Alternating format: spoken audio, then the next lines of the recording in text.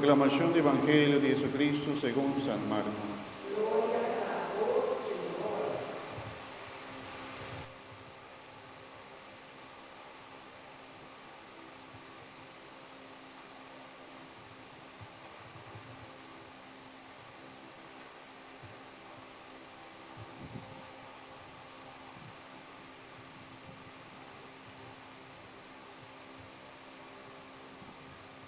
De tiempo allá Jesús llega a su ciudad y sus discípulos andaban a seguir. Hora sábado llega y la comienza a enseñar en el Noam. O bien de cuartel de Jesús estaba a asombrar y avisa, por de onda hombre aquí, a sacatore cosas aquí, y sabiduría da saque quella aña, y a milagro asombroso quella hace con su mano.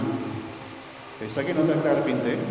El hombre de María, y Román de Jacobo, José, Judas y Simón, y su hermana Noé no está viva aquí cercanos, y no estaba escandalizada a su motivo.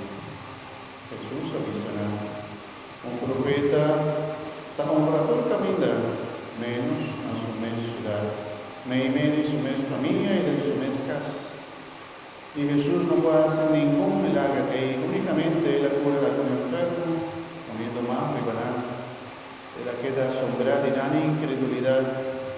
Jesús estaba tapado ronde en el pueblo y estaba así en el. Fala